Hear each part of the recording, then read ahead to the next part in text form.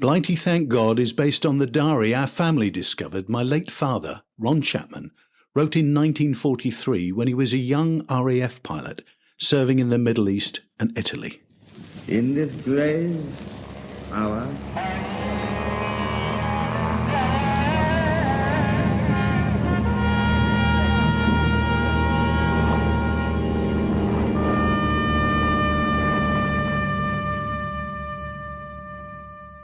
I'm Neil Chapman and a former journalist. The podcast highlights the stories I uncovered when I researched his diary along with other historical sources.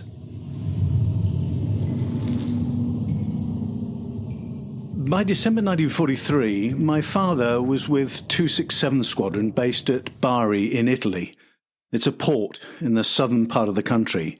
The port had had a relatively peaceful war, but all of that was about to change horribly, with an event dubbed Europe's Pearl Harbor and a terrible aftermath from a poison gas release the Allies tried to keep secret. Here's my father's first logbook entry for December, read by grandson Nick. December the 2nd, 1943. Bari to Catania. Catania to Malta. Malta to Tunis. When my father took off from Bari for Tunis at 7 a.m. on December the 2nd, 1943, in Dakota 919, if he had looked out at the port, he would have seen it jammed with 40 ships filled with war supplies, full of ammunition and aviation fuel. Unfortunately, 2 supply convoys had arrived at Bari port at the same time. The supplies were needed desperately by the Allied forces fighting their way up eastern Italy. In my father's plane were probably wounded soldiers being taken away from the front for treatment in hospital. At both stops, first Catania in Sicily and then Lucca in Malta, he saw firsthand the bomb devastation of both places, thanks to the Germans and Italians. Arriving at Tunis, he would have seen the trail of war trash left from the North African campaign only months before. Now, next day, he returned to Bari, and from miles out, he would have been able to see the fierce fires and smoke that rose about 1,000 feet over the port.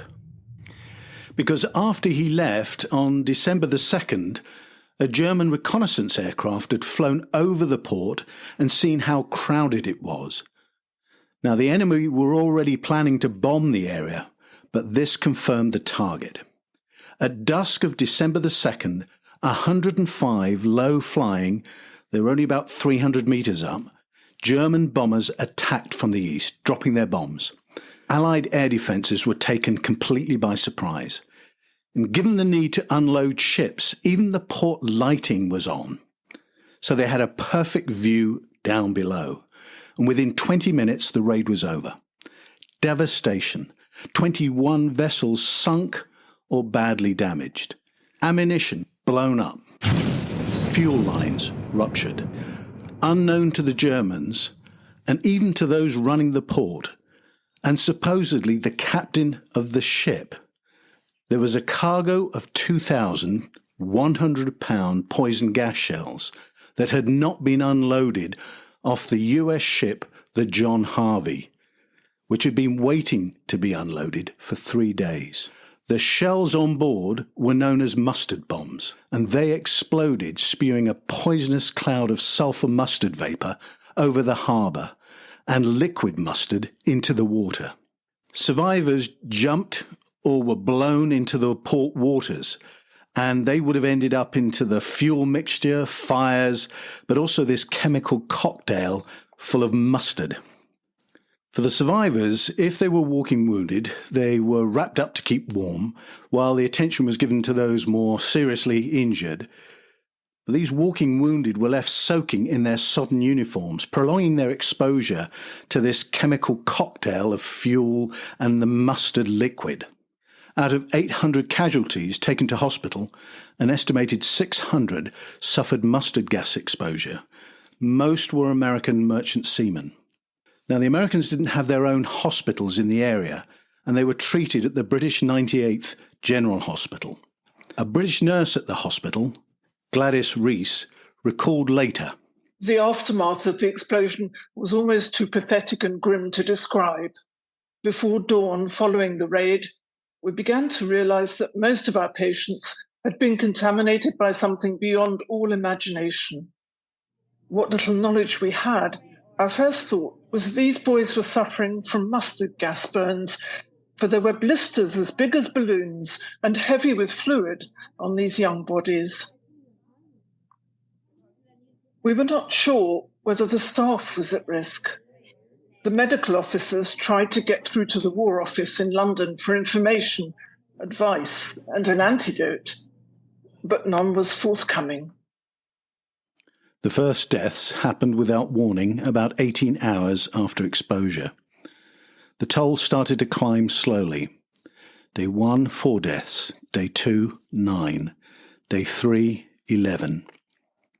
Eventually, 69 died.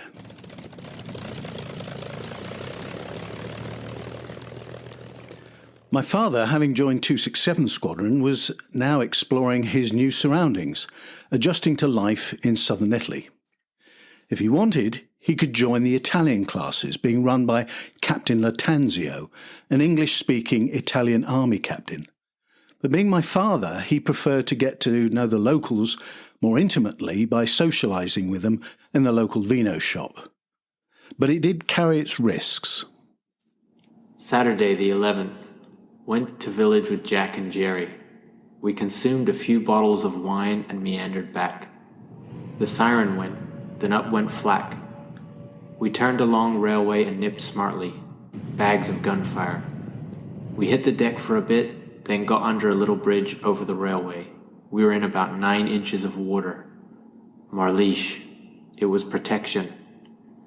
Got back to camp, and just before getting into bed, siren again. By this time we were cheesed. Pulled on boots and tin hat in about 5 seconds, and away we went. Bed about 12:45 a.m. Tired. Took battle dress to be cleaned. The successful raid by the Germans on December the 2nd had exposed how poorly defended Bari port was. Warning radar had been ineffective, and communications had been chaotic. As it happens, German bomber units based in Italy were being withdrawn, back to defend the fatherland and also attack the UK in retaliation for the intense bombing campaign the Allies had launched against Berlin. However, Juncker's 88 bomber units were still based to the east in Greece, and they were called upon to disrupt operations at Bari, even though the port was now out of action. There were still pickings to be had with the ships that survived.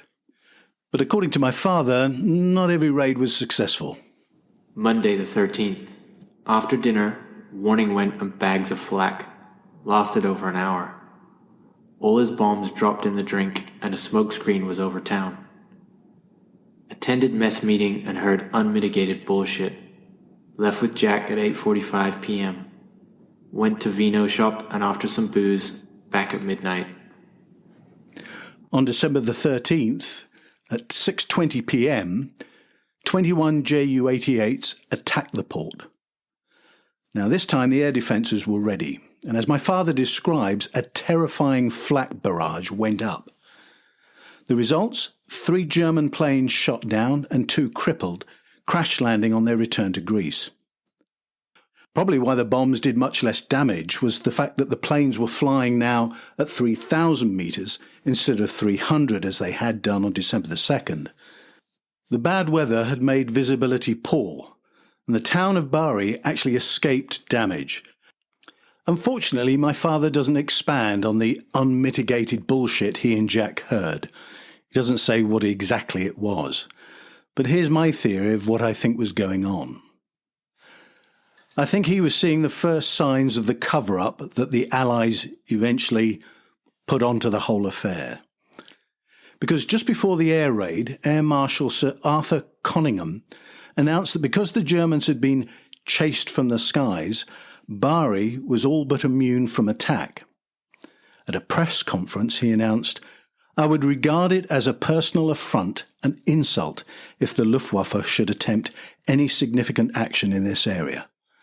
How wrong he was. Secondly, the stonewalling that Nurse Rees and her colleagues encountered was right from the top.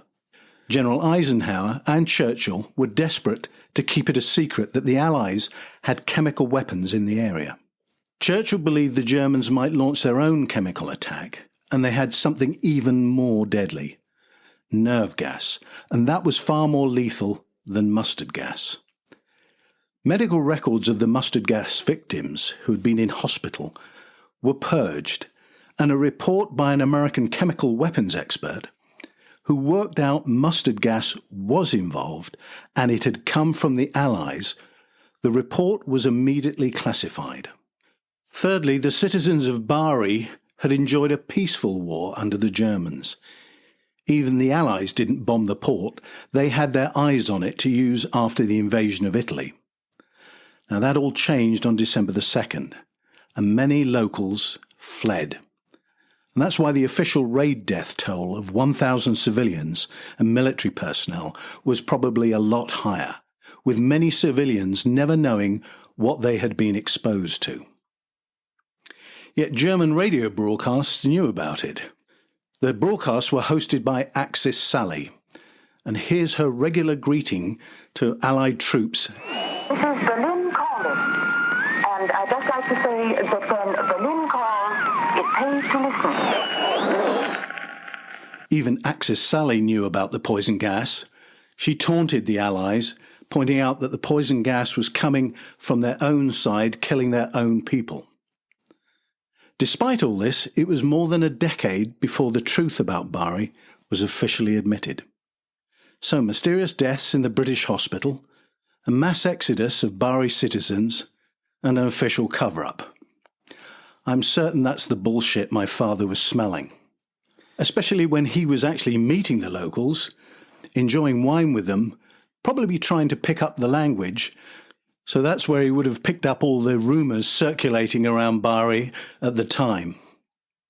But he was also able to witness the exacting revenge the Allies were taking on the Germans for the raid. Wednesday the 15th. In morning, 53 forts and libs going east.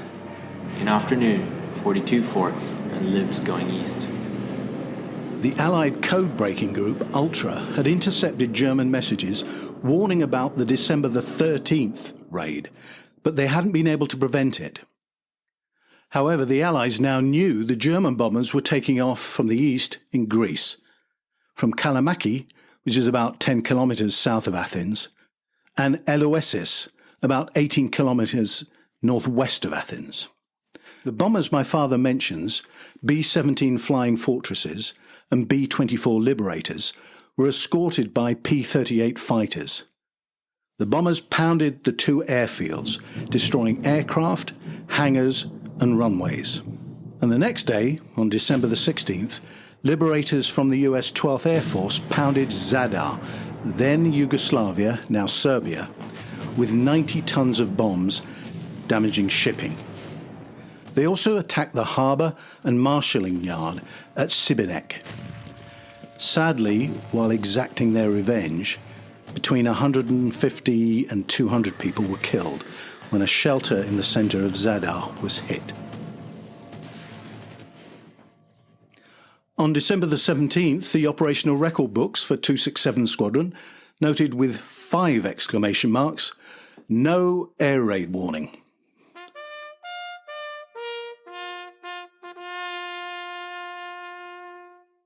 It's hard to imagine, but out of the terrible attack on Bari came one amazing positive after the war.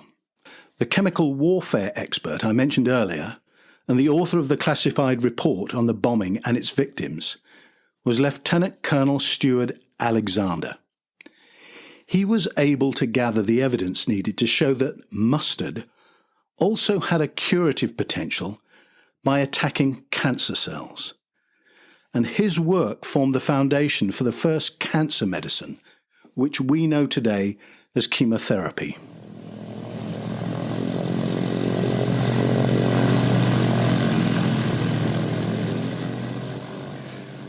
For my father, he made the trip down to Tunisia twice before the end of the year. On December the 18th, he took off for Tunisia only to experience problems the next day on the return flight. The starboard engine cut out after takeoff, and the plane was only about 100 feet in the air. The emergency landing was successful, but the plane wasn't repaired until December the 23rd, and it was just in time to get back for the Christmas celebrations to start. On Christmas Day morning, a rugby football match between 267 Squadron officers and senior NCOs resembled a medieval mud battle. The referee forgot to keep the score, but the teams agreed. The officers, surprisingly, won. And I don't know if my father took part. What I do know is he enjoyed a Christmas lunch, starting with tomato soup, roast turkey and pork, potatoes, peas and stuffing, followed by Christmas pudding with brandy sauce, and then a choice of nuts, fruit and cheese. Beer was also available, and there's a picture of my father in a group of RAF men, most of them holding a glass in their hand. There's also a solo picture of him, and he has a bottle of Canadian Black Horse Ale in his hand. After all the celebrations, on December the 30th he flew down to Tunis again. There was no engine trouble on the way back, so he made it in time to enjoy New Year's Eve. And here's what he did. Friday the 31st. Had quite a load of liquor. Sold the New Year in. So that's how he saw 1944 start. 1943 had been a pivotal year in the war. Looking forward, my father had a few diary entries he made for January 1944, and they show that the trips he was making to the local vino shop in Bari got a little more dangerous. Both he and a colleague decided it was safer to have not just a gun, which was standard issue, but also a commando knife. Now, whether that was to have to hand in case of trouble at one of the vino shops if things got out of hand, because they were drinking with Italian soldiers, the former enemy.